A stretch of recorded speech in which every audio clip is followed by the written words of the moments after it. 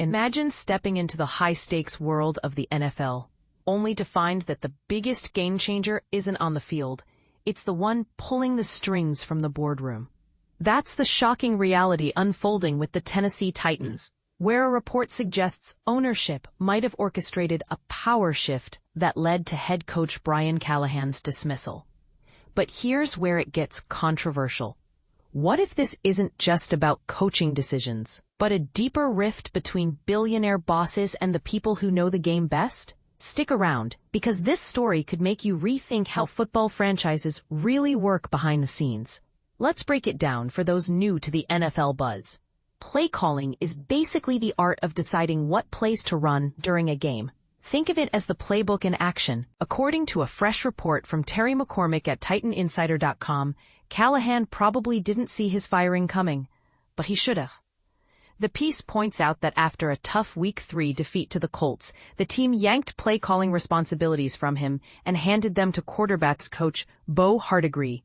And get this, the report claims this move likely originated from Titans owner Amy Adams Strunk herself. To clarify, ownership has every right to influence the team. After all, it's their money on the line. But here's the part most people miss. The truly savvy owners step back and let the football experts, coaches and front office pros, call the shots and game day tactics. Meddling can lead to chaos, and that's exactly what seems to have happened here. McCormick's scoop suggests the directive came through President of Football Operations Chad Brinker and General Manager Mike Borgonzi, acting on a message from Strunk. In other words, it wasn't Callahan's call to lose those duties. It was a top-down edict that might have set the stage for his exit. Now, this is where opinions are bound to clash. On the bright side, owners like Strunk have the ultimate authority to steer the ship however they see fit. It's their franchise. After all, they could argue it's a smart way to shake things up after losses. But flip the coin, and you see the downside. Great owners trust their hired guns to make football calls without interference, fostering a stable, winning culture. The not-so-great ones? They dive in where they might not belong, potentially sabotaging strategies and morale. Think of it like a business. Would you micromanage a CEO if you weren't an expert in their field? And this is the part most people miss. Dysfunctional teams often spiral with quirky moves, like the Titans' Monday announcement of Callahan's firing, followed by a bizarre delay in naming an interim coach.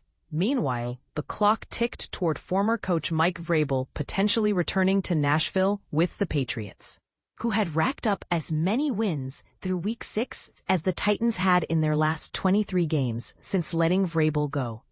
Talk about a revolving door of chaos. This saga serves as a stark warning to any aspiring head coach eyeing a job with teams notorious for oddball decisions. Before you leap, take a good, hard look at how ownership has treated past coaches. Ask yourself, is this the kind of environment where my ambitions could flourish? Or am I just the next name on a list of casualties? Sure, a hefty buyout sounds tempting, but top-tier coaches know to hold out for gigs that align with long-term success. After all, why risk joining a squad with a well-oiled revolving door of leadership changes? But here's where it gets truly divisive. Is Strunk's involvement a bold, owner-driven shakeup, or an overreach that undermines the very structure of a winning team? And what about the counterpoint? Maybe some teams thrive under assertive ownership, like those successful franchises where bosses blend vision with expertise. What do you think? Does meddling from the top spell doom for coaches, or is it sometimes necessary for change? Share your thoughts in the comments. Do you side with trusting the pros, or do you believe owners should have the final say, no matter the fallout? Let's discuss.